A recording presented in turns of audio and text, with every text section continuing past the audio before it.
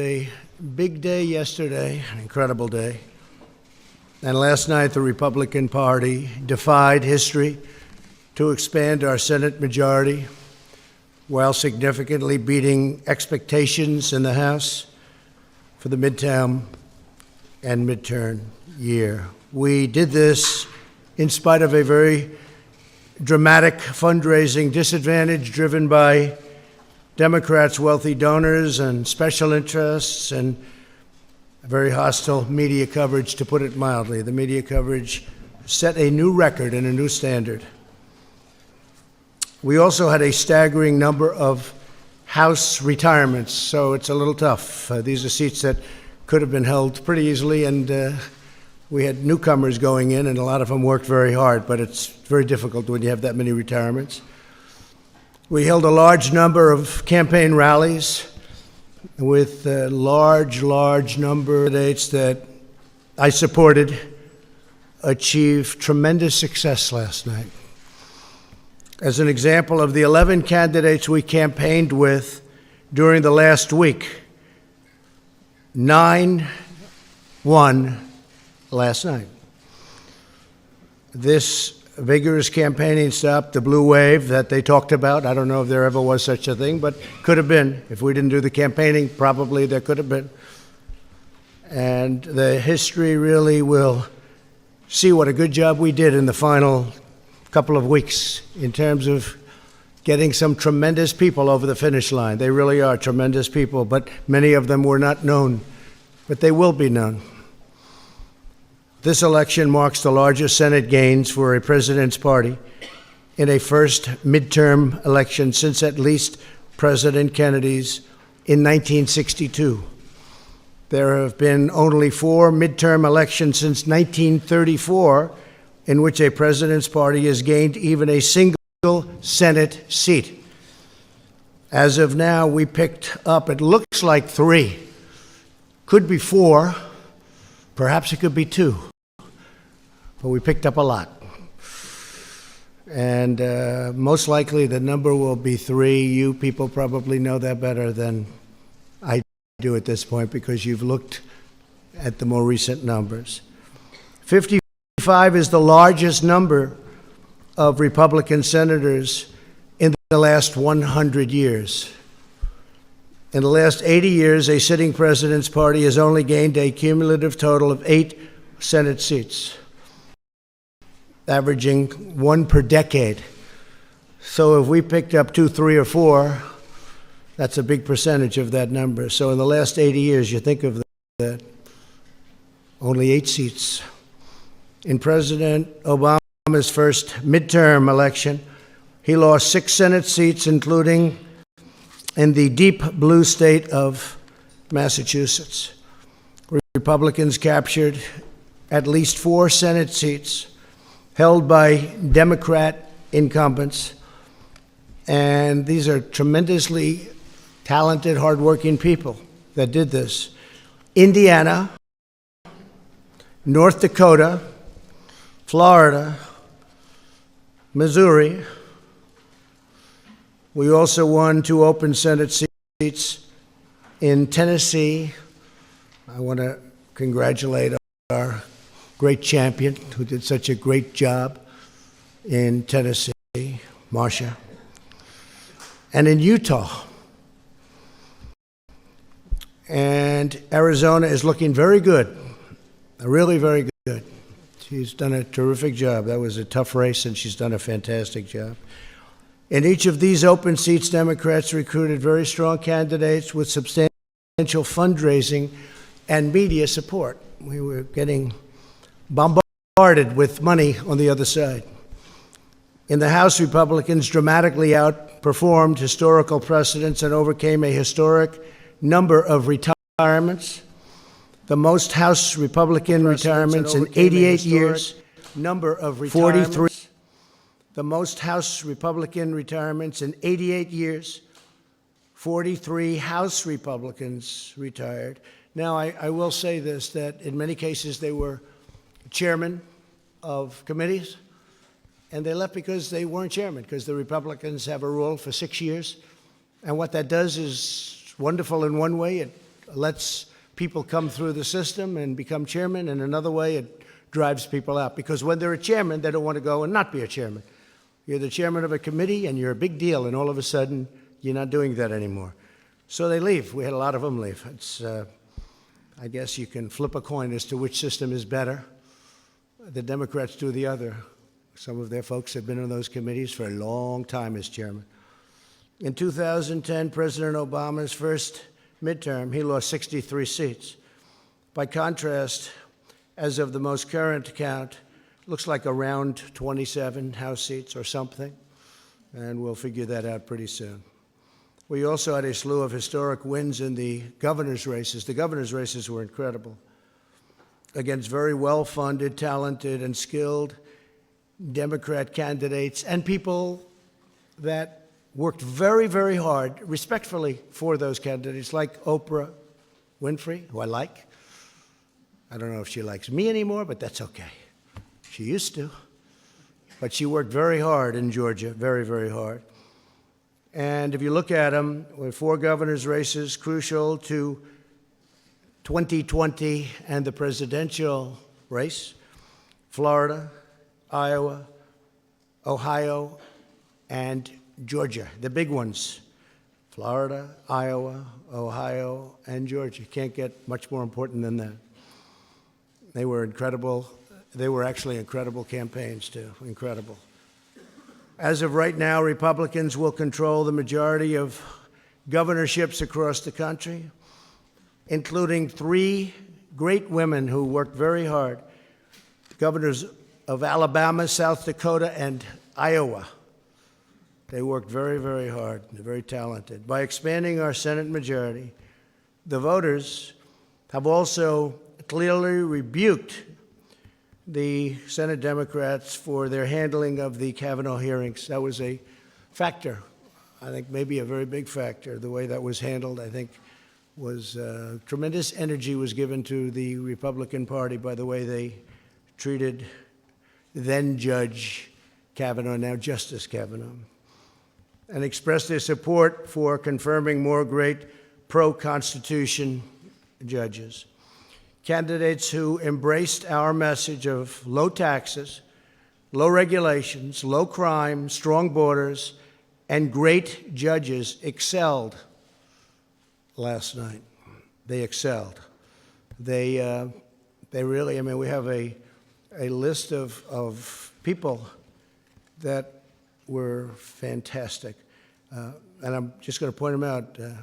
Mike Bost, Rodney Davis, Andy Barr was fantastic. I went to Kentucky. For the most part, I didn't campaign for the House, but I did actually make a special trip for Andy Barr because he was in a very tough race in Kentucky, and he won.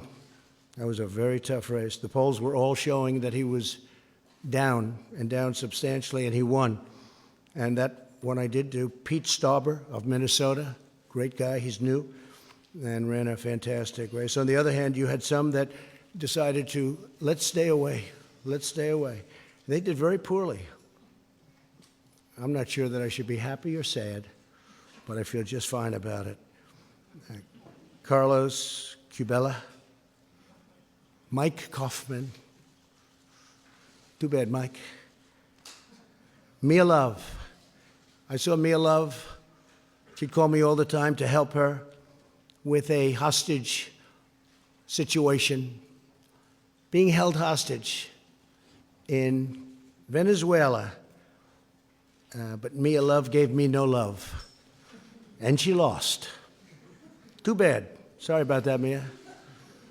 And Barbara Comstock was another one. I mean, I think she could have won that race, but she didn't want to have any embrace. For that, I don't blame her. But she lost, substantially lost. Peter Roskam didn't want the embrace. Eric Paulson didn't want the embrace. And in New Jersey, I think he could have done well, but it didn't work out too good. Bob Eugen, I feel badly because I think that's something that could have been won. That's a race that could have been won.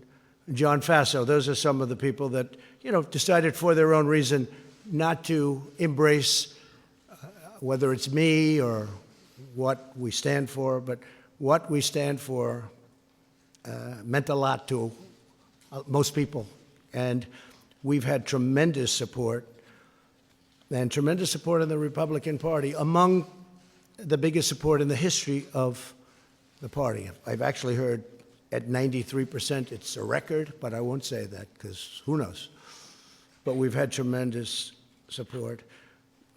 America is booming like never before, doing fantastic. We have Larry Kudlow here, and he said the numbers are as good as he's ever seen numbers at any time for our country. But he's a young man, so he hasn't seen that many numbers. Where's Larry? You're a young man, right, Larry? And you haven't been doing this too long, but they're as good as you've ever seen. And we may have, if you have a question for Larry, we'll do that. But I want to send my warmest appreciation and regards to Majority Leader Mitch McConnell. We really worked very well together. We have been working very well together. We actually have a great relationship. People just don't understand that, which is fine. And also to perhaps, looks like, I would think, Speaker Nancy Pelosi. And I give her a lot of credit. She works very hard, and she's worked long and hard. I give her a great deal of credit for what she's done and what she's accomplished. Hopefully we can all work together next year to continue delivering for the American people, including on economic growth, infrastructure, trade, lowering the cost of prescription drugs. These are some of the things that the Democrats do want to work on, and I really believe we'll be able to do that. I think we're going to have a lot of reason to do it. And I will say, just as a matter of business, I was with some very successful people last night. We were watching the returns.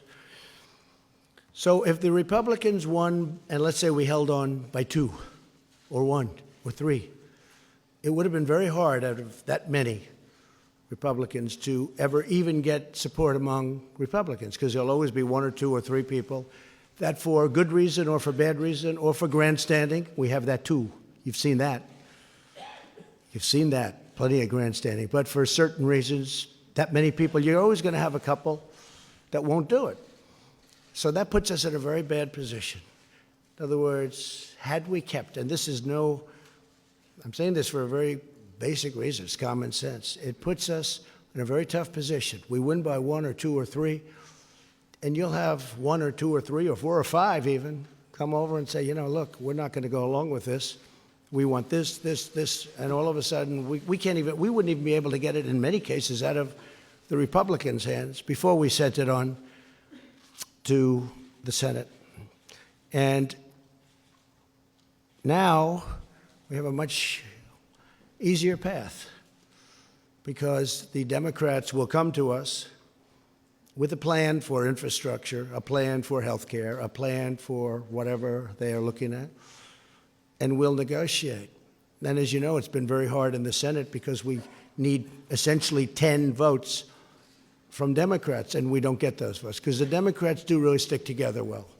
I don't agree with them on a lot of policy, but I agree with them on sticking together. They stick together great. So now we go into the Senate. We don't have the 10 votes. And what happens? It doesn't get passed. Even if it gets out of the House, it doesn't get passed. So under the new concept of what we're doing, I say, come on, let me see what you have. They want to do things. You know, I keep hearing about investigations, fatigue. Like almost from the time I announced I was going to run, they've been giving us this investigation fatigue. It's been a long time. They got nothing, 0. You know why? Because there is nothing. But they can play that game, but we can play it better, because we have a thing called the United States Senate, and a lot of very questionable things were done between leaks of classified information and many other elements that should not have taken place. And all you're going to do is end up in back and forth and back and forth, and 2 years is going to go up, and we won't have done a thing. I really think, and I really respected what Nancy said last night about bipartisanship and getting together and uniting. She used the word uniting, and she used the bipartisanship statement, which is so important because that's what we should be doing. So we can look at us, they can look at us, and then we can look at them, and it'll go back and forth, and it'll probably be very good for me politically. I could see it being extremely good politically, because I think I'm better at that game than they are, actually. But we'll find out. I mean, we'll find out. Or we can work together. You can't do them simultaneously, by the way, just in case somebody says, oh, you can do them both. No, you can't. Because if they're doing that, we're not doing the other, just so you understand. So we won't be doing that. But now what happens is we send it to the Senate, and we'll get 100% Democrat support, and we'll get some Republican support. And if it's good, I really believe we have Republicans that will help with the approval process, and they will really help with the approval process. So it really could be a beautiful bipartisan type of situation. If we won by 1 or 2 or 3 or 4 or 5, that wouldn't happen. And the closer it is, the worse it is. This way, they'll come to me, we'll negotiate, maybe we'll make a deal, maybe we won't. That's possible. But we have a lot of things in common on infrastructure. We want to do something on health care. They want to do something on health care. There are a lot of great things that we can do together. And now we'll send it up, and we will really we'll get the Democrats, and we'll get the Republicans or some of the Republicans. And I'll make sure that we send something up that the Republicans can support. And they're going to want to make sure they send something up that the Democrats can support. So our great country is booming like never before, and we're thriving on every single level, both in terms of economic and military strength, in terms of development, in terms of GDP, we're doing unbelievably. I will tell you our trade deals are coming along fantastically. The USMCA and South Korea is finished. USMCA has gotten rave reviews. We're not going to lose companies anymore to other countries. They're not going to do that because they have a tremendous economic incentive, meaning it's prohibitive for them to do that. So it's not going to be like NAFTA, which is one of the worst deals I've ever seen, although we've made some other pretty bad ones too. Now is the time for members of both parties to join together, put partisanship aside, and keep the American economic miracle going strong. It is a miracle. We're doing so well. And I've said it at a lot of rallies. Some of you have probably heard it so much you don't want to hear it again. But when people come to my office, presidents, prime ministers, they all congratulate me almost the first thing on what we've done economically, because it is really amazing. And our steel industry is back. Our aluminum industry is starting to do really well. These are industries that were dead. Our miners are working again. We must all work together to protect our military. We have to do that.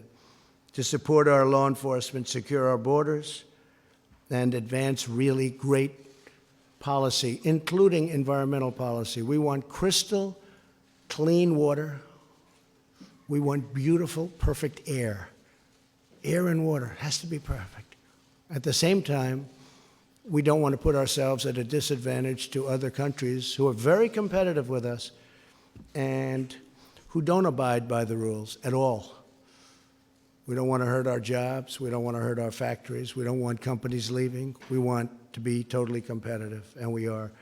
And right now we have just about the cleanest air, the cleanest water we've ever had, and it's always going to be that way. We insist on it. So environmental is very important to me. And with that, I'll take a few questions if you'd like. Whoa. I didn't know what happened. All right, go ahead, John.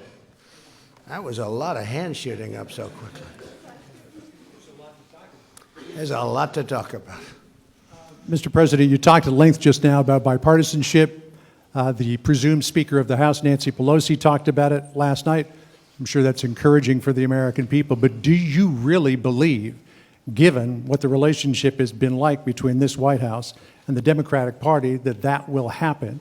I think there's a good chance. I think there's a very good chance. If I could just finish, it will happen. Will you have to compromise on certain issues to the point where it could hurt you in 2020? And do you expect that when the Democrats take over the chairmanship of all these important committees, you're going to get hit with a blizzard of subpoenas on everything from the Russia investigation to your cell phone use to your tax returns? Ready? Then you're going to, if that happens, then we're going to do the same thing, and government comes to a halt. And I would blame them, because they now are going to be coming up with policy. They're the majority in the House. I expect that they will come up with some fantastic ideas that I can support on the environment, on so many different things, including prescription drug prices, which we've made a big dent in already, including some of the things that we're working on for the vets. We've gotten choice approved. We've got a lot of things approved, but they have some other elements that we want. There are many things we can get along on without a lot of trouble, that we agree very much with them and they agree with us. I would like to see bipartisanship. I'd like to see unity. And I think we have a very good chance of, and maybe not on everything, but I think we have a very good chance of seeing that. Go ahead. One question on the lame duck, sir, and one on your cabinet. You toyed with the idea during the campaign of a shutdown before the midterms in order to secure border wall funding. Are you prepared to go on a shutdown strategy during the lame duck, since this might be your last best chance? Not necessarily to secure that? Look, I speak to Democrats all the time. They agree that a wall is necessary. A wall is necessary. And as you know, we're building the wall. We've started, but we should build it at one time, not in chunks. But you want much more money, and you want No, much we sooner. need the money to build the wall, the whole wall, not pieces of it all over. And we are doing it. Now we have the military. Now we have other elements of a wall that are pretty nasty, to be honest with you, but nevertheless, it's pretty hard to get through it. But no, I'd like to see the wall. Many of the people that we'll be dealing with, in 2006, they approved the wall, essentially. It was a very strong border fence, but it was the same thing.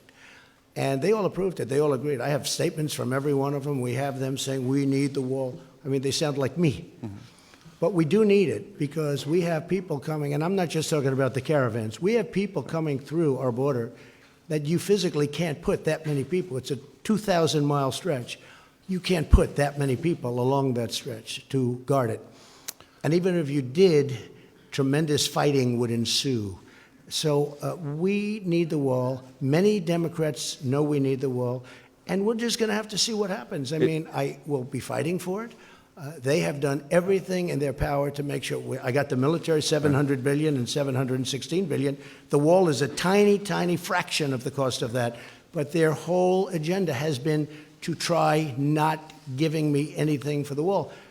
I really believe politically they're hurting themselves. I actually think politically that's a good thing for me, but I want to get the wall up because we need it. So no shutdown scenario. I don't know. I can't tell you that. No, I can't commit to that, but it's possible. And can you give us clarity, sir, on your thinking currently, now after the midterms, about your Attorney General and your Deputy Attorney General? Do they have long-term job security? I'd rather answer that at a little bit different time.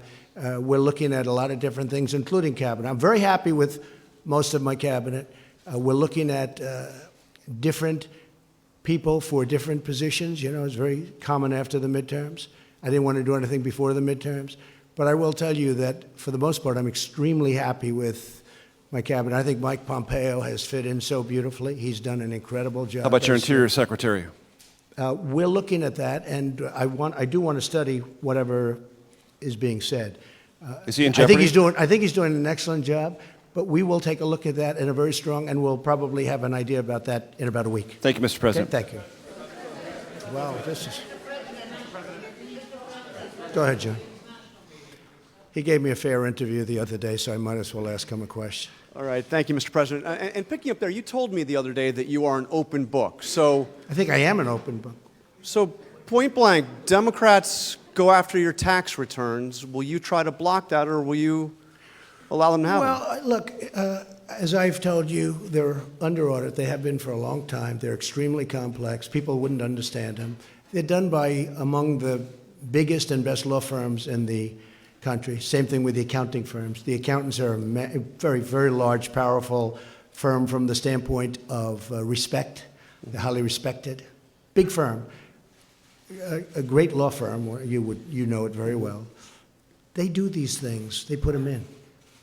But people don't understand tax returns. Now, I did do a filing of over 100 pages, I believe, which is in the offices. And when people went and saw that filing and they saw the magnitude of it, they were very disappointed. And they saw the detail. You'd get far more from that.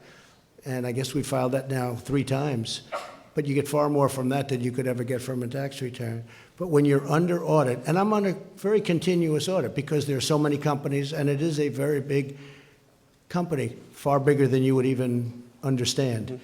But it's a great company, but it's big, and it's complex, and it's probably feet high. It's a very complex instrument, and I think that people wouldn't understand it. But if I were finished with the audit, I would have an open mind to it. I would say that, but I don't want to do it during the audit. And really, no lawyer, even from the other side, they say often, not always, but when you're under audit, you don't subject it to that. You get it done, and then you release it. So when that happens, if that happens, I would certainly have an open mind to it. So that means if the audit is still on, you will not turn over the tax returns, or you'll fight to When block it's under it? audit, no, nobody would. Nobody turns over a return when it's under audit, okay? Thank you. Thank you. Yeah, go ahead, please. One, I was tempted to ask you why you like Oprah so much, but I think I'll go on to the question that... Why do I like Oprah? What kind of a question is it? Yeah, I'm just asking, just curious. But He's the real He's a question... comedian here. The real question is... I do like Oprah, by the way. I do. She was a person I knew well, came to my place in Palm Beach often, and I have a lot of respect for her. Unfortunately, she didn't do the trick. The real question is, you just sat up here and said that from this podium that are you offering an my way or highway scenario to the Democrats? You're saying that Negotiation. Not at all. if they start investigating you, that you can play that game and investigate them. Better than them. Can you And I think I know more- compartmentalize that? And I think I know more than they know. Can you compartmentalize that and still continue to work with them for the benefit of the rest of the country, No. or are all bets off? No. If they do that, then it's just all it is a warlike posture. And Yeah, so then, go wait a minute, then the follow-up, I'm you sorry, heard, John. You heard my answer. Go ahead. Well, since it's Jim, I'll let it go. Thank you, Mr. President. I wanted to challenge you on one of the statements that you made in the tail end of the campaign in the midterms. That Here we go. If you don't mind, Mr. President, Come on. that this caravan was an invasion. As you know, Mr. I President, consider it to be an As you know, invasion. Mr. President, the caravan was not an invasion. It's a group of migrants moving up from Central America towards the border with the U.S. Thank you for telling me that. I appreciate it. Why did you characterize it as such? Because I consider it an invasion. You and I have a difference of opinion. But do you think that you demonized immigrants in Not this at all. election No, not to at all. try to keep? I want them to come into the country, but they have to come in legally. You know, they have to come in, Jim, through a process. I want it to be a process, and I want people to come in, and we need the people. Your campaign. Wait. You know why we need the people, don't you? Because we have hundreds of companies moving in. We need the people. But your campaign had an ad showing migrants climbing over walls and Well, so that's on. true. They weren't actors. They're not going to be doing that. They weren't actors. Well, no, it's true. Do you think they were actors? They weren't actors. They didn't come from Hollywood. These were people. This was an actual, it happened a few days ago. And They're hundreds of miles away, though. They're hundreds and hundreds of you know miles what? away. I That's think not an you invasion. should, honestly, I think you should let me run the country. You run CNN. All right. And if you did it well, your ratings Let would me be ask, much if better. I may Okay, ask that's one other enough. question, Mr. President. If I may ask Peter, one go other ahead. question, are you worried? That's enough. That's Mr. enough. President, I That's was going enough. to ask one of the other folks. That's have had- enough. Pardon me, ma'am. Mr. Excuse President, me. That's enough. Mr. President, I had one other Peter, question, let's if go. I may ask, on the Russia investigation. Are you concerned that you may have I'm not concerned indictments- about anything with that you the may have Russian indictments coming down? investigation because it's a hoax. Are you- That's enough. Put down the mic. Mr. President, are you worried about indictments coming down in this investigation? Mr. President, I'll tell you what, CNN should be ashamed of itself having you working for them. You are a rude, terrible person. You shouldn't be working for CNN. Go ahead. I think that's unfair. You're a I've very worked- rude person. The way you treat Sarah Huckabee is horrible. And the way you treat other people are horrible. You shouldn't treat people that way. Go ahead. Go ahead, Peter, go ahead. In Jim's defense, I've traveled with him and watched him. He's a diligent reporter who busts his Well, I'm butt not a like big the rest fan of of us. yours either, so I understand. to be honest with So let me ask you a question if I can. You repeatedly you, said, you aren't the best. Mr. President, you repeatedly, over the course Okay, of the... just sit down, please. Well, when you report fake news, when you report fake news, which CNN does a lot, you are the enemy of the people. Go ahead. Mr. President, over the course of the last several days of the campaign, sir, at the end of the campaign, you repeatedly said that Americans need to fear Democrats. You said Democrats would unleash a wave of violent crime that endangers families everywhere. Why are you Because pitting they're very weak on Americans? crime. Why are Excuse you me. pitting Americans Peter. against one another, sir? Peter, what are you trying to be him? No, I'm Peter, just let asking me the question. Let me just tell you, very simple. because they're very weak on crime, because they have often suggested, members and people within the Democrat Party at a high level have suggested getting rid of ICE, getting rid of law enforcement. That's not going to happen, okay? We want to be strong on the borders. We want to be strong on law enforcement, and I want to cherish ICE because ICE does a fantastic job. What they do for us is so it's so unrecognized how good a job they do. So we want to take care of them, and we want to hold them very close because they do a good job. But the question, Okay, to be clear, though, the question, Thank you sir, very is much. why are you sit down? But the Peter. question, but you didn't answer my question. Just very simply, the question is, why are you pitting Americans against one another, sir? I'm not. Is that how you view No, I'm not. citizens well, of look, this country? I'll tell you what. We won a lot of elections last night. We did very well last night. But in many ways, I think it divided going the to country. I think it's going to have a very positive impact. I watched NBC this morning. They didn't report it exactly correctly, but that's, that's the fact with NBC. Nothing I can do about that. But I want this country to have protection. We want security in our country. I want security, Peter. I mean, you maybe don't think it's so important.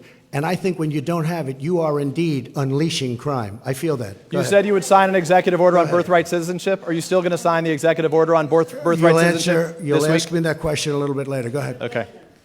Go ahead, sure. Thank you, Mr. President.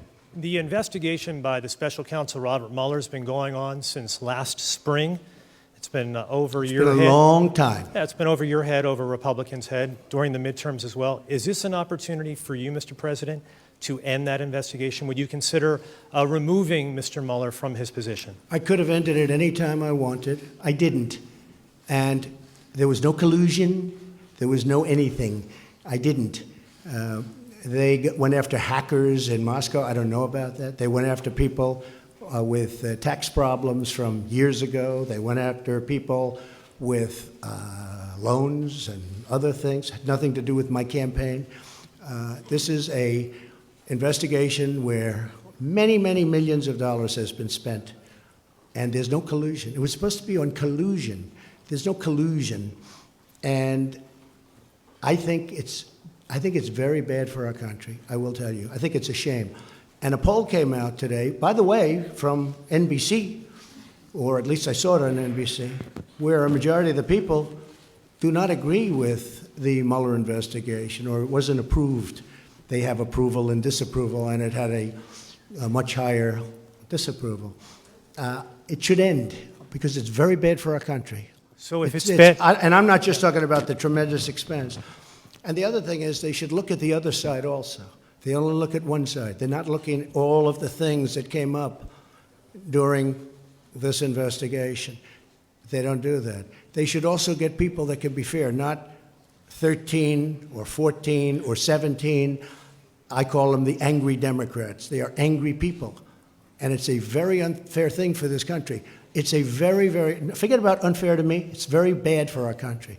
So, Mr. President, if it's Go ahead. Mr. President, just wait, Please. just a moment. If it's unfair to the country and it's costing millions of dollars, why don't you just Give him the end mic, it? please. I've answered the question. Okay. Go ahead, take the. Well, I'll give you I will give you voter suppression. You just have to sit down, please. Sit down. I didn't call you. I didn't call you. I'll give you voter suppression. Take a look at the CNN polls, how inaccurate they were. That's called voter suppression. Go ahead, please. Thank you, Mr. President. I'm not responding. I'm responding to. Excuse me. I'm not responding to you. I'm talking to this gentleman. Will you please sit down? Excuse me. Would you please sit down? Please go ahead. Thank you, Mr. President. Now that the House of Very Representatives hostile. has It's such a hostile media. It's so sad. You ask me about. No, you rudely interrupted him. Go ahead. Thank you, Mr. President. Do your demands remain the same to the United States Congress on immigration in exchange for a DACA fix, in exchange for an amnesty for 1.7 million? Are you willing to change any of those demands that you gave to Congress earlier? I think we could really do something having to do with DACA. And what really happened with DACA, we could have done some pretty good work on DACA, but a judge ruled that DACA was okay. Had the judge not ruled that way, I think we would have made a deal. Once the judge ruled that way, the Democrats didn't want to talk anymore. So we'll see how it works out at the Supreme Court. Do you still Go ahead.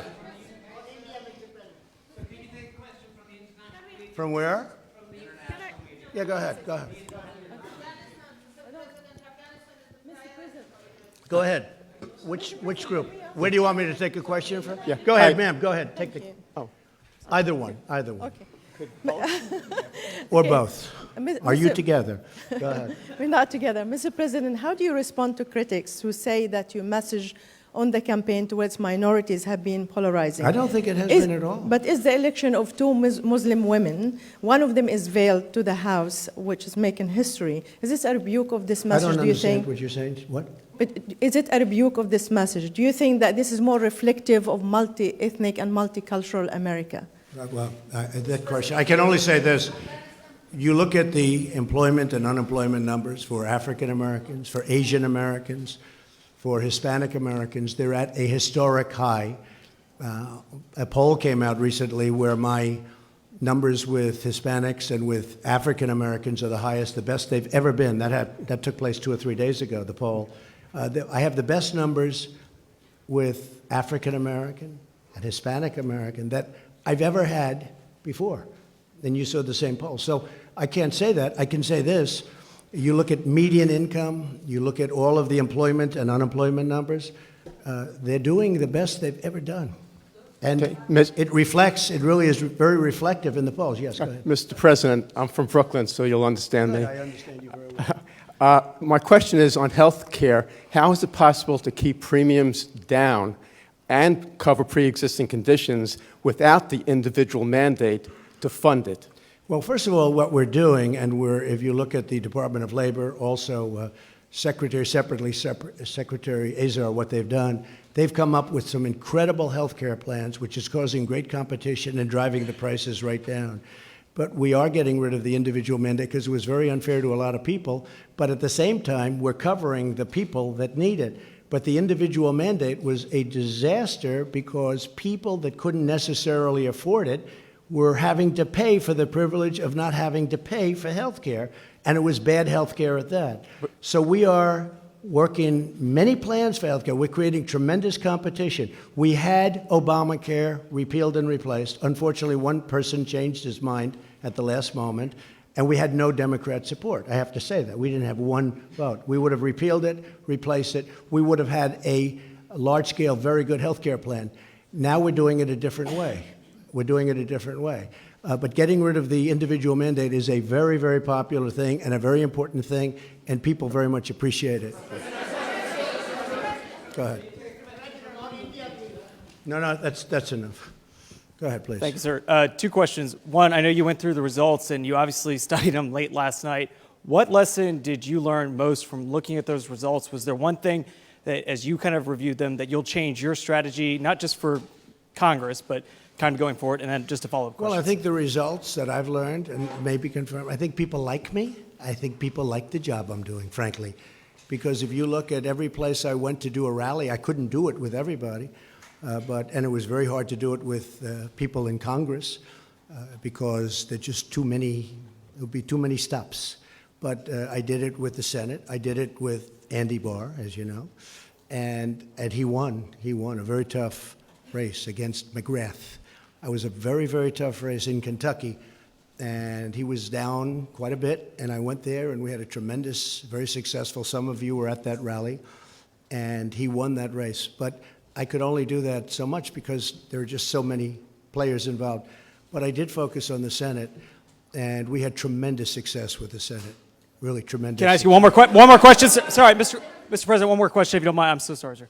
It's a rare opportunity. A lot of people are going to be rushing to Iowa, rushing to New Hampshire. You know that the Democrats are already looking ahead to 2020.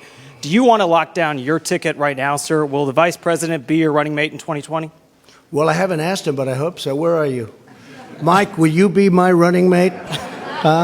Stand up, Mike, please. Raise your right hand. No, I'm only kidding. Will you? Thank you. Okay, good. The answer is yes. Okay. Thank you, sir. That was unexpected, but I feel very fine.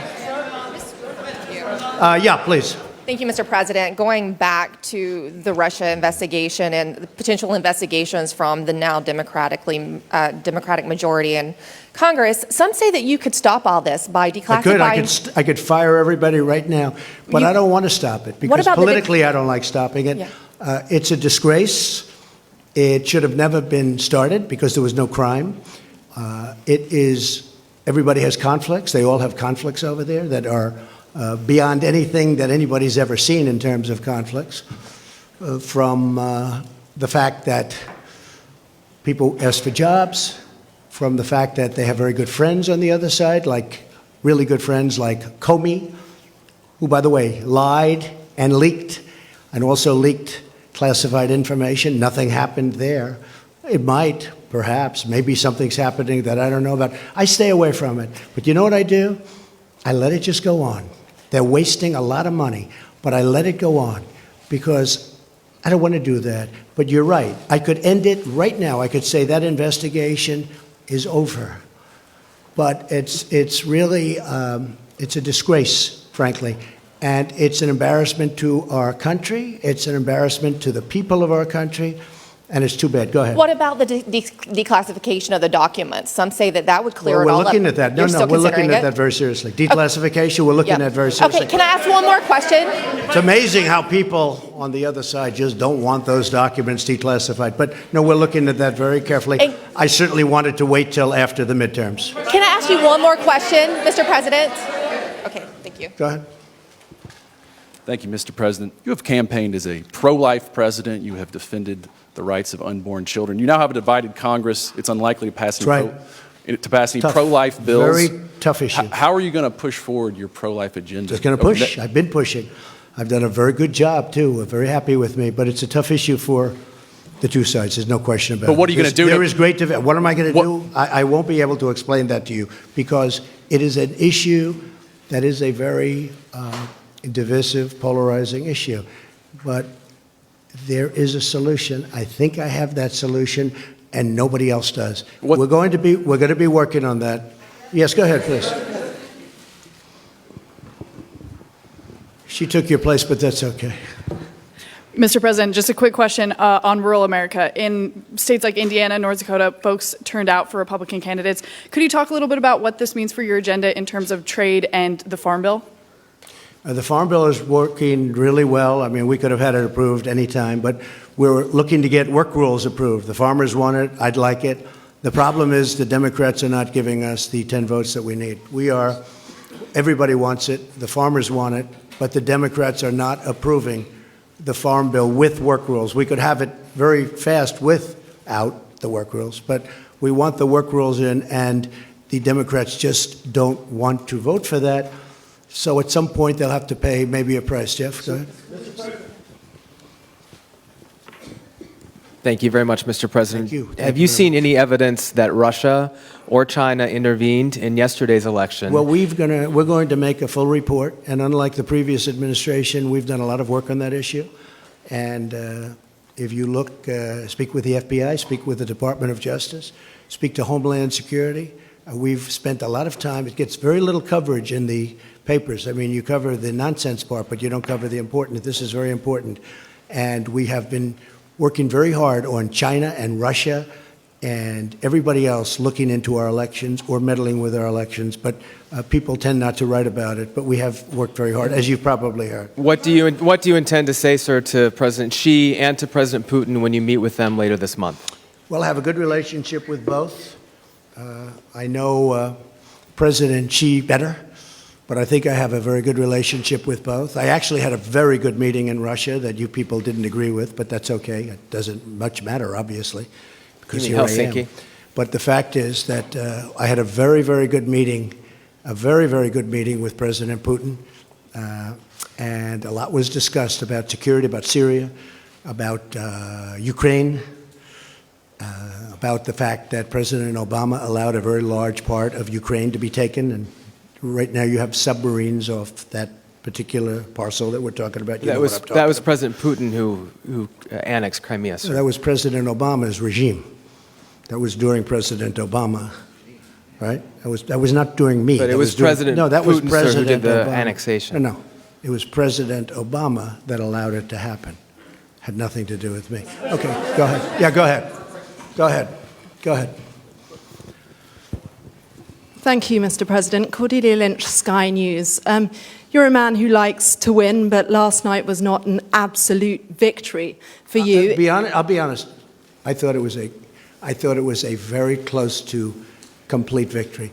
When you look at it from the standpoint of negotiation, when you look at it from the standpoint of deal making, because it's all about deal making, again, if we had the majority and we had 1 or 2 or 3 votes to play with, we would have been at a standstill. I really believe that we have a chance to get along very well with the Democrats. And if that's the case, we can do a tremendous amount of legislation and get it approved by both parties. So I consider it to be, hey, look, I won Georgia. President Obama campaigned very hard in Georgia. Oprah Winfrey campaigned very, very hard all over the television.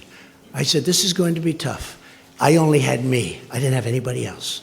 And I went to Georgia, and we had one of the largest crowds that anybody here has seen ever at a political rally. And you know what? He won.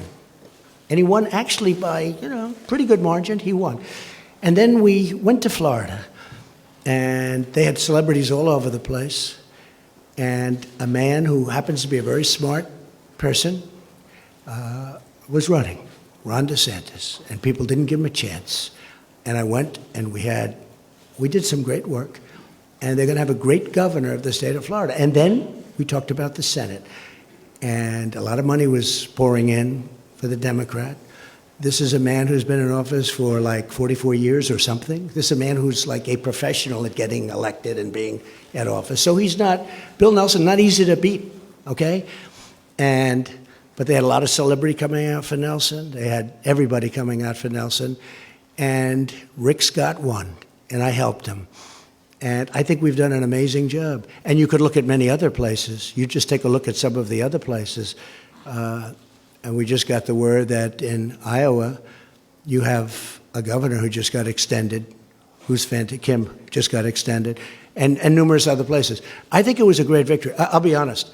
I think it was a great victory. And actually, some of the news this morning was that it was, in fact, a great victory. But if you look at it from the standpoint of gridlock, I really believe there's going to be much less gridlock because of the way this is going than any other way. Wait, sit down, please. Go ahead. Thank you, Mr. President. Let me ask you about one of the campaign promises you made down the stretch, which was a 10% tax cut for the middle class. Yeah. You just talked about gridlock. Democrats, they now run the House Ways and Means Committee. If it means a tax cut of some kind for the middle class, but that means raising rates elsewhere, corporations on the wealthiest, is that a trade-off that you would be willing to make and able to enact a middle class tax? You know that this will have to be now proposed, because if we did it now, we don't have the votes in the Senate. We would need 10 Democrat votes. We probably couldn't get them. If we could pass it very easily in the House, but there's no reason to waste time because you don't have the votes in the Senate. But if as an example, if the Democrats come up with an idea for tax cuts, which I'm a big believer in tax cuts, I would absolutely pursue something, even if it means some adjustment. Some adjustment on which side, the corporate, the individual? Yeah, to make it possible. But I would love to see a tax cut for the middle class.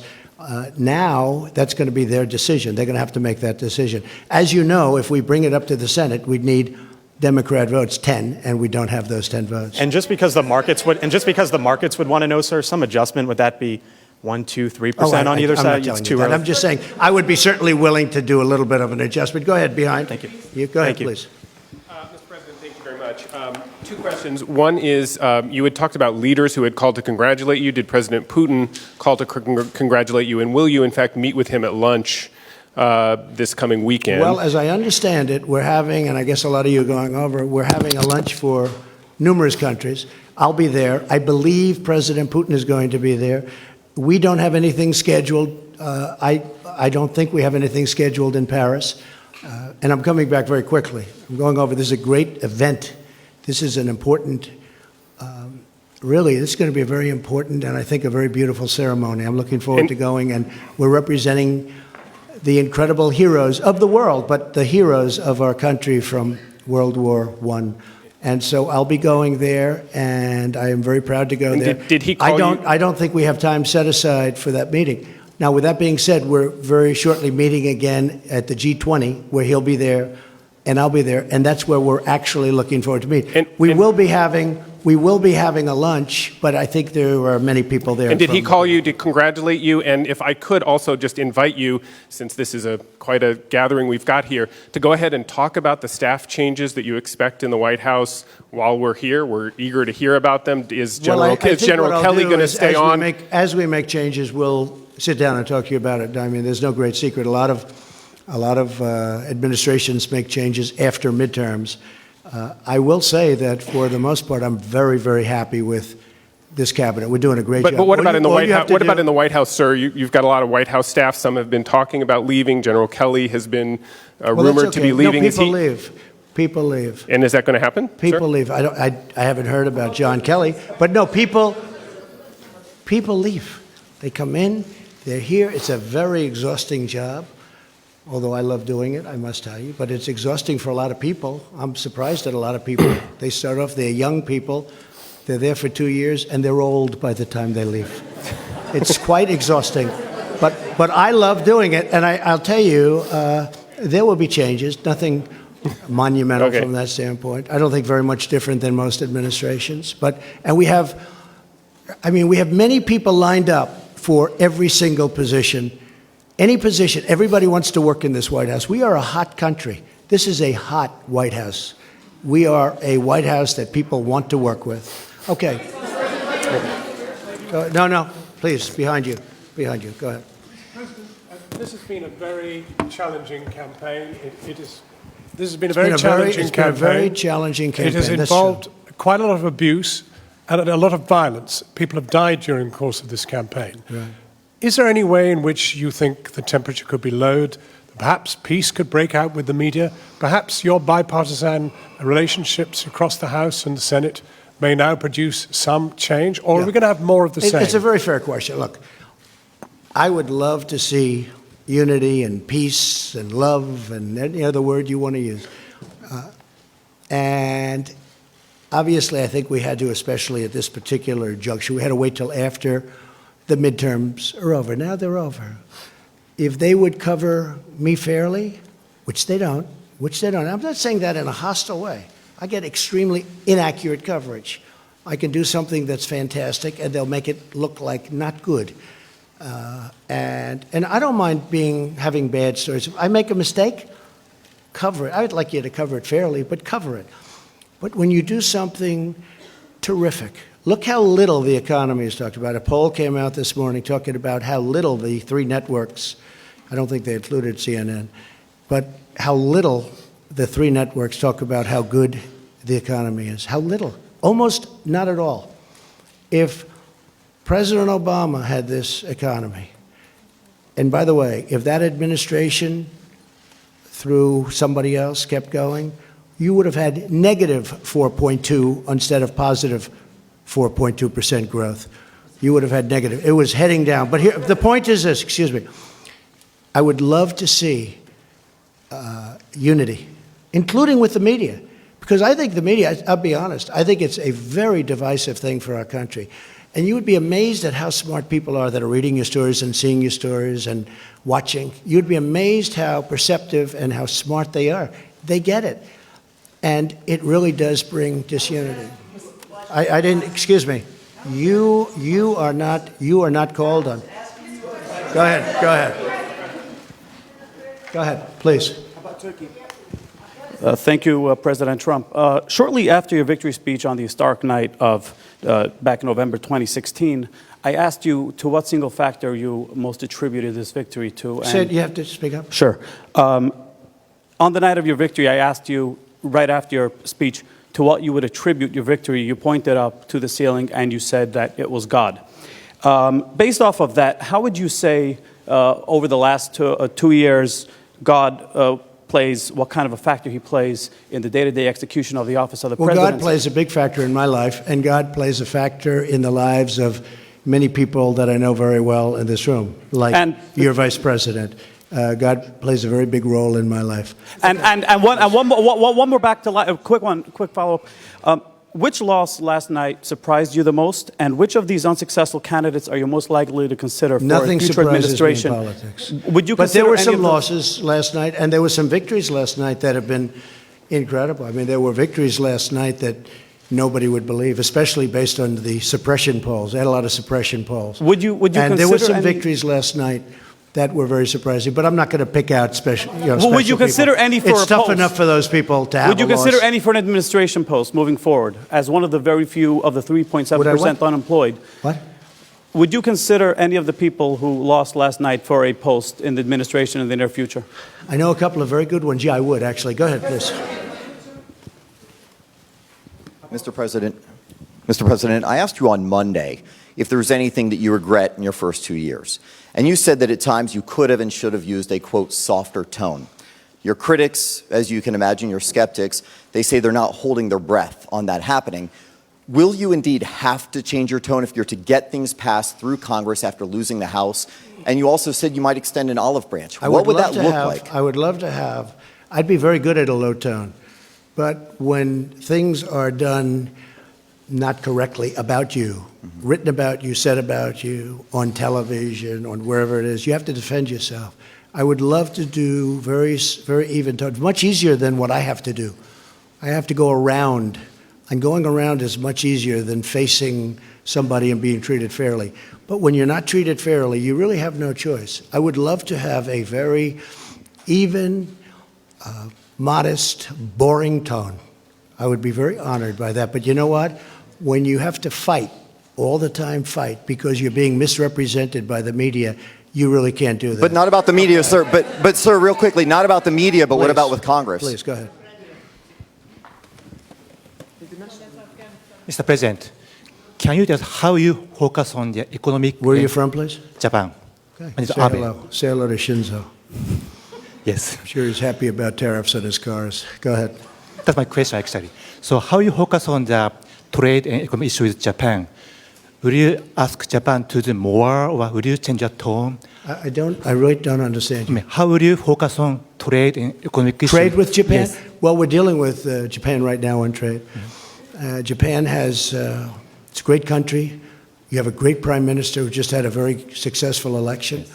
He's a very good friend of mine. He's one of the people I'm closest with. But I tell him all the time that Japan does not treat the United States fairly on trade. They send in millions of cars at a very low tax. They don't take our cars. And if they do, they have a massive tax on the cars. Japan, and I'm not blaming Japan, I'm blaming the people that were in charge of the United States for allowing that to happen. But as you know, we have close to a $100 billion trade deficit with Japan. And Japan has treated us very unfairly. But don't feel lonely, because you weren't the only one. How about North Korea? How about North Korea? Thank you, Mr. President. Two international news questions. The first one, Secretary Pompeo's talks about North Korea have been postponed. What is happening there, and will your meeting still happen with... We're going to change it because of trips that are being made. We're going to make it at another date. But we're very happy how it's going with North Korea. We think it's going fine. We're in no rush. We're in no hurry. The sanctions are on. You still expect to meet Kim Jong-un? Excuse me, wait. Sorry, sir. The sanctions are on. The missiles have stopped. The rockets have stopped. The hostages are home. The great heroes have been coming home. Mike Pence was in Hawaii, where one of the most beautiful ceremonies that anyone's ever seen for the fallen. These are great heroes, very important. When I was running, a lot of people, as many years ago as it was, in many cases grandchildren, but they were asking about that. They're coming home, and they're being provided to us as we speak. But I'm in no rush. I'm in no rush. The sanctions are on. I read a couple of times, and I've seen a few times where they said, he's done so much. What have I done? I met. Now, I'd love to take the sanctions off, but they have to be responsive, too. It's a two-way street. But we're not in any rush at all. There's no rush whatsoever. You know, before I got here, they were dealing with this for over 70 years. And I guess on a nuclear front for 25 years. That's a long time. I've been there. I probably left Singapore 4 or 5 months ago. And we made more progress in that 4 or 5 months than they've made in 70 years. And nobody else could have done what I've done. But I'll say this very simply. We're in no rush. The sanctions are on, and whenever it is. But that meeting is going to be rescheduled. That meeting, but about your meeting with Kim Jong-un, sir, will it happen in the next month? Sometime next year, I would say. Sometime next year? Sometime early next year. And a quick question on the USMCA. Now that it's been concluded, have you repaired your relationship with Prime Minister Trudeau? Yes, I have. We have a very good relationship. Thank you. Thank you very much, Mr. President. We've been talking a lot about division and the division that exists in this country right now. And some of the statistics are disturbing, I think, to just about everyone. Anti-Semitic incidents have increased by 57% since 2016. Hate crimes are on the rise. Why do you think that is, and what will you do about it? It's very sad to see it. I hate to see it. And as you know, I've done more. In fact, if you were with us the last time we met, Prime Minister Netanyahu said that this president has done more for Israel than any other president. Those words, those exact words. Jerusalem, protection, working together, so many different things. But the big thing is Jerusalem. You know, many presidents have said they are going to build the embassy in Jerusalem. Never happened. Making it the capital of Israel. Never happened. Never happened. But it happened with me, and quickly. And not only did it happen, we built the embassy. That would have taken another 15 or 20 years and cost probably billions of dollars. And we did it for a tiny amount of money. It's already done. It's open. Nobody has done more for Israel than Donald Trump. And the nice part is that's not me saying it. That's Prime Minister Netanyahu. But what about Mr. President, what about the divides in this country? Mr. President, what about healing the divides in this country well, and addressing those issues we want to see it healed. specifically? And one of the things I think that can help heal is the success of our country. We are really successful now. We've gone up $11.7 trillion in worth. If you know, China's come down tremendously. China would have superseded us in 2 years as an economic power. Now they're not even close. China got rid of their China 25 because I found it very insulting. I said that to them. I said China 25 is very insulting because China 25 means in 2025 they're going to take over economically the world. I said that's not happening. And we've gone way up. They've gone down. And I don't want them to go down. We'll have a good meeting and we're going to see what we can do. But I have to say this, billions of dollars will soon be pouring into our treasury from taxes that China is paying for us. And if you speak to Mr. Pillsbury, who probably is the leading authority on China, he was on the other day saying he has never seen anything like it.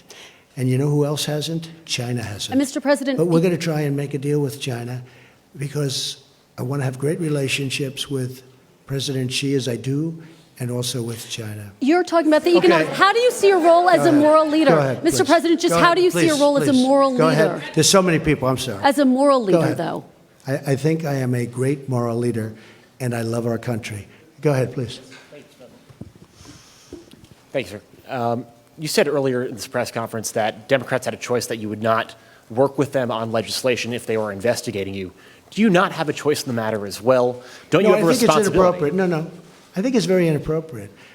We should get along and get deals done. Now, we can investigate. They look at us, we look at them. It goes on for 2 years. Then at the end of 2 years, nothing's done.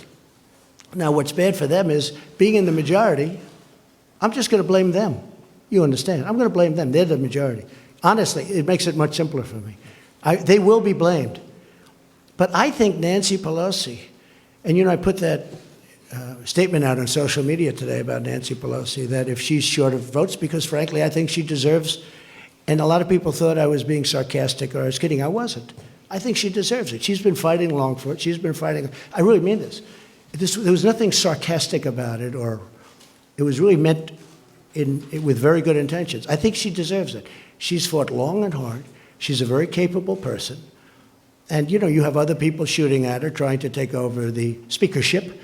And I said, if it's appropriate, I said, if we can and if we will, if she has a problem, I think I would be able to very easily supply her the necessary votes. That's not said in any way other than I really believe she deserves that position. I also believe that Nancy Pelosi and I can work together and get a lot of things done, along with Mitch and everybody else that we have to work with. I think we'll get a lot done. Mr. President, why can't you? Ahead, Mr. please. President, why Go can't you ahead. do that while subpoenas are coming through? Excuse me? Why can't you work together while there are subpoenas or while there are investigations in process?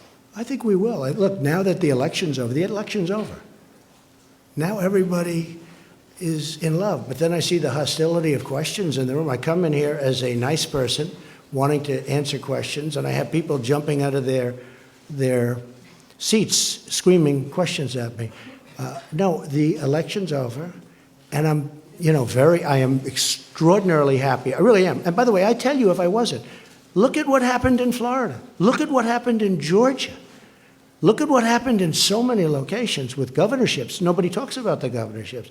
Look at the amount of work that was given to these other candidates against my candidate. And, I mean, I'm extraordinarily happy. And if I wasn't, I'd let you know. There's nothing wrong. I mean, look, you look at midterms and you look at elections generally, you see it's very rare that a party who has the presidency does well. We did unbelievably well. To win Florida, both the Senate and the governorship, against two very talented people, I'll tell you what, we did incredibly. To win Georgia when you had some of the biggest stars in the world campaigning endlessly, including President Obama, I tell you what, this was a great victory for us. And again, from a deal-making standpoint, we are all much better off the way it turned out. Because I really believe if the Democrats want to, we can do a tremendous amount of great legislation. Yes, please, go ahead. Should we keep this going for a little while? Yes. Yes, I think you should keep this You know going. what? When you get bored, would you please tell me? Seriously. Tell me. You're never bored. I don't want to, hopefully not. I don't want to overstay, but yes, please, go ahead. Hi, Mr. President. Yami Shelcenter with PBS NewsHour. On the campaign trail, you called yourself a nationalist. Some people saw that as emboldening white nationalists. Now people are also I don't know saying why you'd that say the that. president. That's such a racist There are question. some people that say that now the Republican Party is seen as supporting white nationalists Oh, I because don't of your believe rhetoric. that. I don't What do you believe make of that? I don't believe it. I don't know. Why do I have my highest poll numbers ever with African Americans? Why do I have among the highest poll numbers with African Americans? I mean, why do I have my highest poll numbers? That's such a racist question. Honestly, I mean, I know you have it written down and you're going to tell me. Let me tell you, it's a racist question. And Mr. President, I want to ask. You know what the word is? I love our country. I do. You have nationalists, you have globalists. I also love the world. And I don't mind helping the world, but we have to straighten out our country first. We have a lot of problems. And Excuse me. But to say that, what you said, is so insulting to me. It's a very terrible thing that you said. And Mr. Okay, President, please, go ahead. Mr. President, Go ahead. people have you Go talked ahead. about you talked about middle class tax cuts on the campaign trail. How will you get Democrats to support that policy? You have to ask them. Well, Hey, what's your plan for excuse working with me. You know Democrats what on a my middle plan class is? tax plan? You know what my plan is? I'll ask them. And if they say yes, I'm all for it. And if they say no, there's nothing you can do because you need their votes. Go ahead. Yes, thank you, Mr. President. Francesca Chambers, DailyMail.com. You said many times on the campaign trail that you didn't want Nancy Pelosi to be Speaker. At least you suggested that. You spent a lot of time talking about her and Chuck Not a question Schumer. of want. I would have. Let me answer a little. Would I have preferred winning by 2 or 3 or 4? I would almost have to think about that. But certainly, I like to win. And if I win, she's not going to be Speaker. What did she say to you, though, yesterday that We had a made you great give her conversation. support? your Honestly, support? we had a very warm conversation. You know, she loves this country. And she's a very smart woman. She's done a very good job. She was really, I mean, she's had a very... Did she promise that they wouldn't seek to impeach you? She's had a very, very... We didn't talk about impeaching. We didn't talk... What do? Do you impeach somebody because he created the greatest economic success in the history of our country? Let's impeach him because the country is so successful. Let's impeach him. Has he done anything wrong? They asked somebody, has he done anything wrong? No, but let's impeach him anyway. And they also said, let's impeach Justice Kavanaugh. Let's impeach him. And now they have the second woman coming out, that the first, the second. And I hate to say this, but it was public. And after him, we're going to impeach the vice president. We're going to impeach Mike Pence. Mike Pence doesn't get impeached for anything. So let's impeach the president, and then we'll impeach the vice president.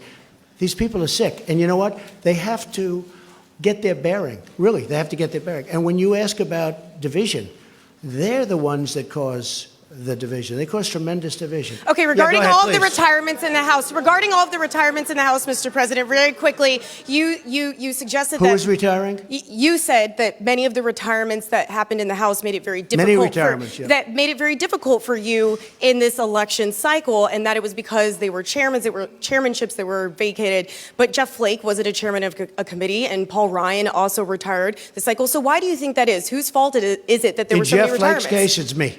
Pure and simple. I retired him. I'm very proud of it. I did the country a great service. Go ahead. Give him that. Give him that.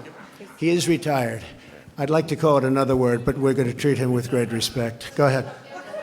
Thank you, Mr. President. Jeff Flake, that's another beauty. Go ahead. 2 questions, please. No, one. Well, Too many people. All right. Sorry. All right. You seem to enjoy this venue very much. Are you going to make the standard press conference a staple of the remaining 2 years, or will you have more briefings with Sarah Sanders? You know, when I don't do I think Sarah's fantastic. Where is Sarah? Where is Sarah? Sarah's so great. I think, Sarah, you've represented me so well and been abused. She's been horribly treated by a lot of people. So she's going to stay on as press secretary? But it's very interesting because Sarah we were talking about it the other day. So I had a period where I figured, you know what I'll do? I won't do any real interviews. And then they started saying, why isn't he doing why? You know, they're all coming up with all kinds. Then over the last couple of months, I decided I'll do a lot. We'll stop at the helicopter. We'll do this. We'll do a lot of. And then they say, why is he doing so many press conferences? What's wrong? What? So when I don't do them, you say, what's wrong? When I do them, you say, what's wrong? And when I go in the middle, you say, what's wrong? But in the middle, you know that, John. Right?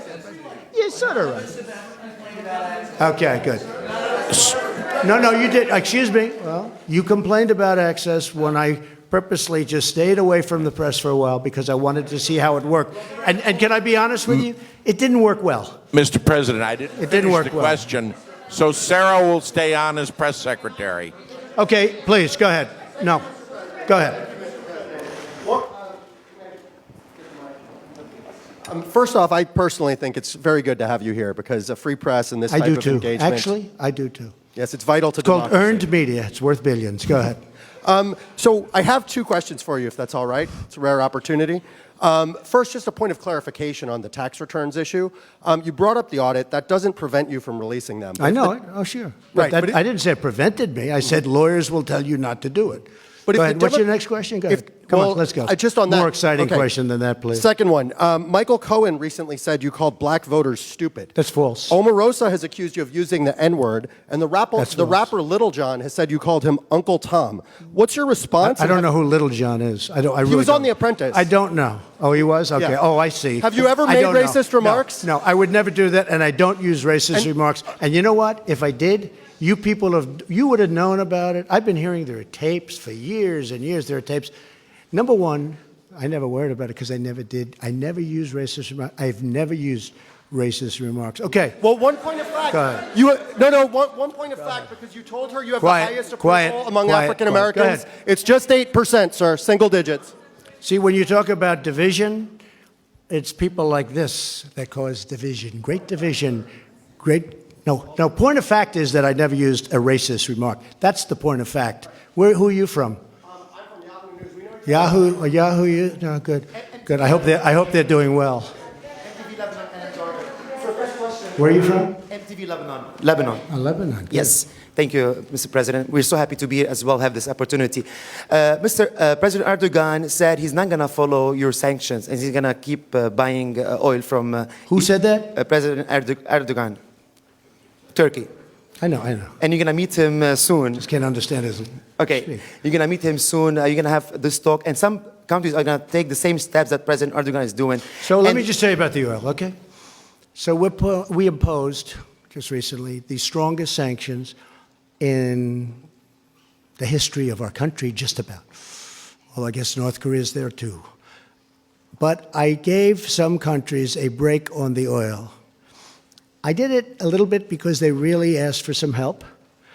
But I really did it because I don't want to drive oil prices up to $100 a barrel or $150 a barrel, because I'm driving them down. If you look at oil prices, they've come down very substantially over the last couple of months. That's because of me, because you have a monopoly called OPEC. And I don't like that monopoly. I don't like it. And oil prices are coming down.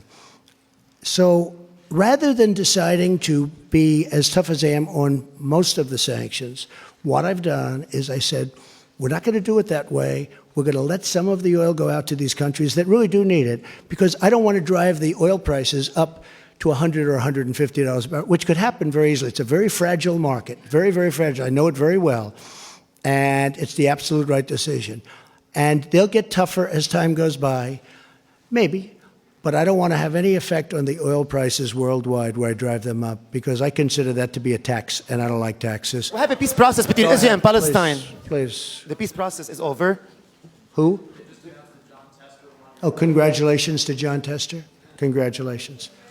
I'm sure you're very unhappy about that. Go ahead.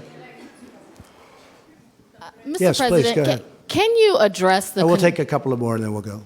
Can you address concerns in places like Georgia where people waited in line to vote for hours, where voting machines weren't working in certain districts, and you there think that's wasn't the power? reason that the candidate lost? Well, there are concerns being raised that it wasn't. I wasn't equal involved access in to- Georgia. I know, but other than I president- love the state. I Yes, do but love as the state. president of the United States, are you concerned about the access that people are having to voting? I heard it was very efficient in Georgia. I heard it was very efficient. But again, you'd have to ask the state governments, because just one of those things you're going to have to ask them. Yeah, go ahead, please. Please, go ahead. Thank you, Mr. President. You expressed some concerns about social media companies unfairly censoring conservatives during the election. Do you anticipate working with Democrats to regulate these companies, or are you satisfied with the way things are? I would do that, yeah. I would look at that very seriously. I think it's a serious problem. At the same time, you start getting into speech. That's a very dangerous problem. That could be the beginning. So it's very dangerous. Believe it or not, I'm one that really likes free speech. A lot of people don't understand that. But I am a big believer. When you start regulating, a lot of bad things can happen. But I would certainly talk to the Democrats if they want to do that. And I think they do want to do that. Yes, sir, go ahead. Former President Barack Obama famously said that he had a pen and a phone to use executive power on issues like immigration. Do you see yourself using executive power to get some of your immigration agenda done? I do. I think that some of it I can use executive power on some, not all. But I mean, he certainly used it. He used it on DACA. And when he did it, he said something to the effect that, I'm not allowed to do this, it'll never hold up, but I'm doing it anyway. And he did it, and they found judges that approved it. We also found judges that didn't approve it, so it's obviously going to be determined in the Supreme Court. And if the court rules in favor of what President Obama thinks they should rule, which is what he said, then I will probably have a deal with the Democrats in a very short period of time. We were very close to having a deal until we got that very strange ruling. You also made some promises about immigration during the campaign, and I want to know if you're going to follow through with them. Are you going to aggressively... Which one are you talking about? Birthright citizenship. Are you going to sign an executive order to ban... We are looking at it very seriously, absolutely. I mean, is yes or no? Or and I believe we have the absolute right, but that's another case that will be determined by the Supreme Court of the United States. Are you going to send 15,000 troops to the border? You've been reading the same documents as I have. You know exactly what I'm doing. You know exactly what I'm doing. So go ahead. What's your next question? Also, on the Khashoggi matter, we've been more than a month since the death of Mr. Khashoggi, the journalist.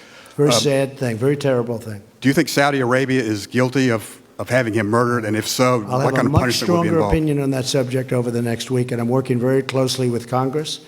We're working together, some very talented people, and we're working with Congress, we're working with Turkey, and we're working with Saudi Arabia, and I'm forming a very strong opinion. Go ahead, John. Go ahead, John. Mr. President, just a quick follow-up. You said something about Nancy Pelosi. You said that Nancy Pelosi, she loves our country. Do you regret some of the things you said during the campaign? I mean, No. various times you said Democrats want to put a wrecking ball to our future, want to destroy our country. I believe that. With their current policy, they're using a wrecking ball on our country. I believe that 100%. This would be a wrecking ball. But I think there's a compromise somewhere, and I think that could be really good for our country. Okay, how about one more? Do you Go regret ahead. the ad? Do you regret the ad that you did that was branded as a racist ad, and even Fox No, I News don't. wouldn't air it, No. NBC wouldn't air Do I it, other regret it? networks? Yeah. Surprised you asked me that question. I do not. Go ahead, please.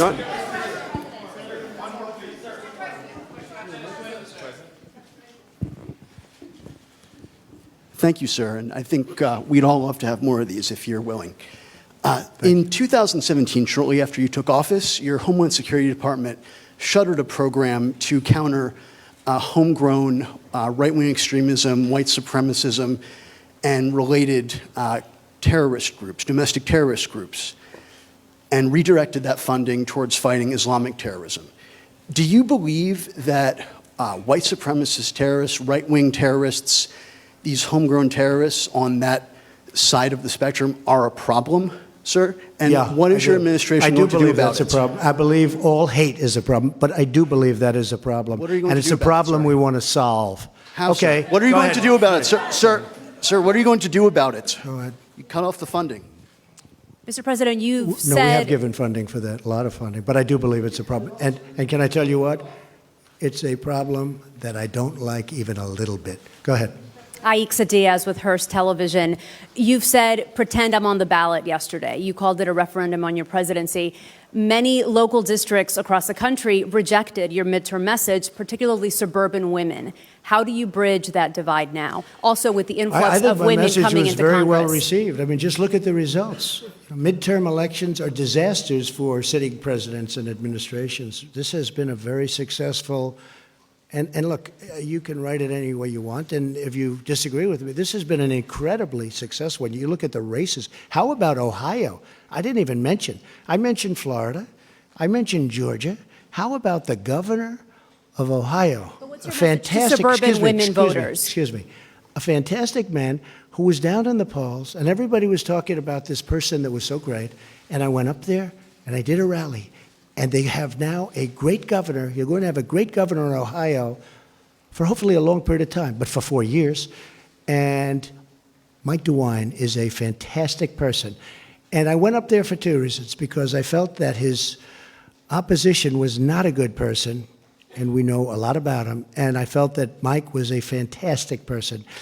And he won. And not only did he win easily. So add that to Florida, and add that to Georgia, and add that to all of the other races that we won, outside even of the Senate races, which were the biggest of all. Because these were races that, and Mike Pence can tell you, and some of the folks over here can tell you, these were races that were going to be unopposed. We were not going to oppose certain of the people running, certain senators.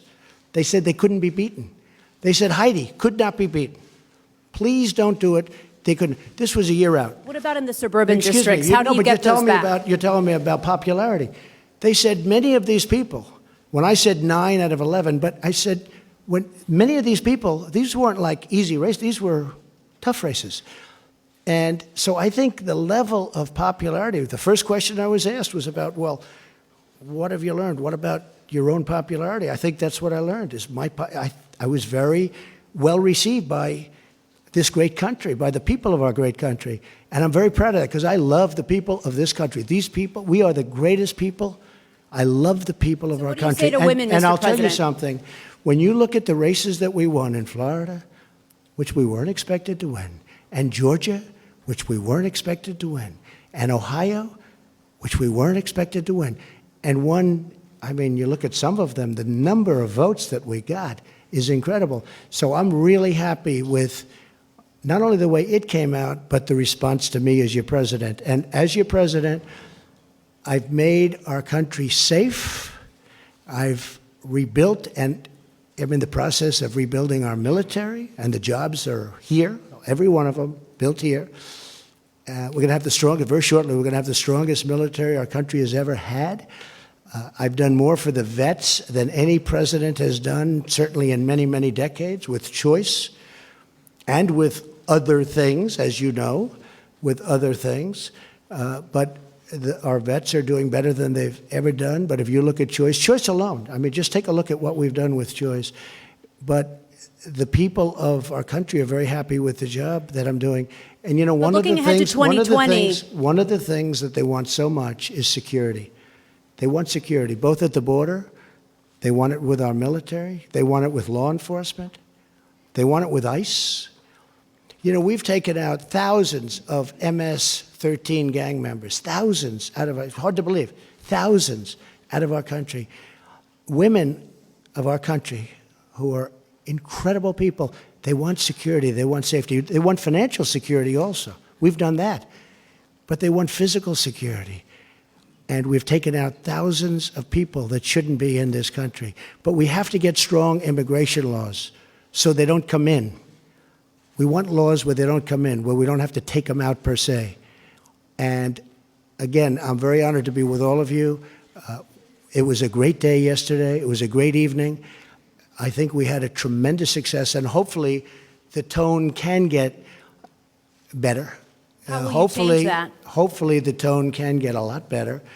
And I really believe it begins with the media. We used to call it the press. Does it begin with you, Mr. President? I really believe it begins with the media. If you would cover, and there was a very interesting story written in a very good paper recently that talked about the fact that it isn't good what the media is doing, and that I do have the right to fight back because I'm treated very unfairly. So I do fight back, and I'm fighting back not for me. I'm fighting back for the people of this country. Thank you all very much. Thank you. Thank you.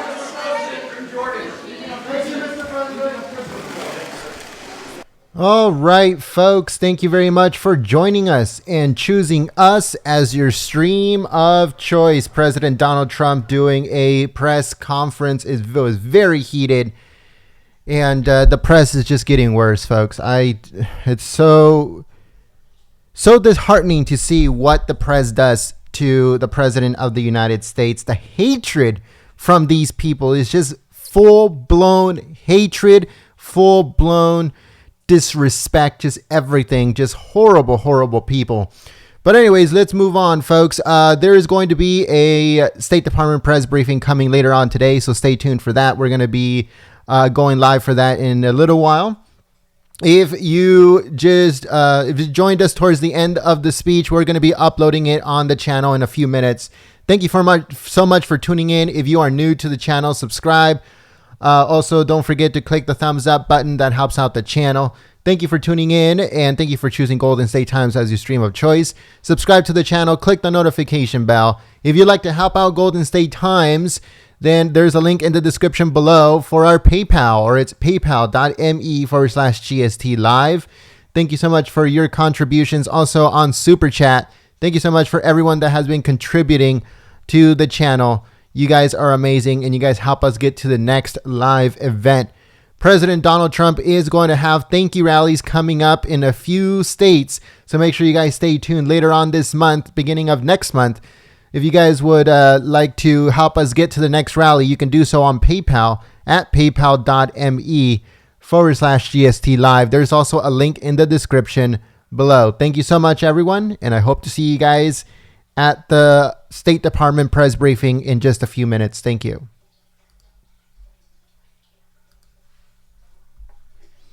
Also, if you would like to become part of our notification squad, where you'll get notified directly from me when we go live, you can do so by grabbing your phone and texting America First to 555-888, and we will send you a notification that we are going live, or there's a live stream coming up in a few minutes.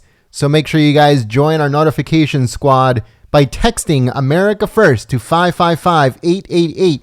That way you get notified directly from us instead of YouTube, because I know YouTube is not sending out notifications.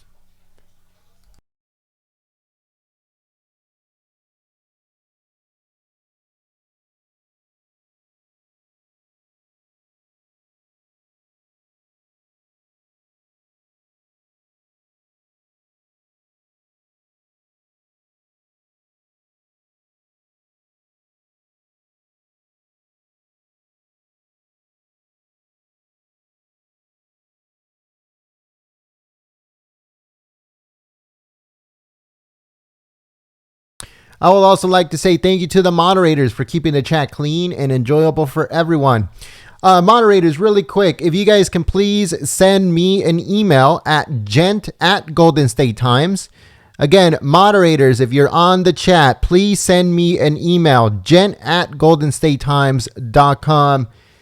There's a little bit of an update on the channel, so I want to bring you guys up to speed on what's going to happen in the future. So moderators, if you are on the chat, please send me an email, gent@goldenstatetimes.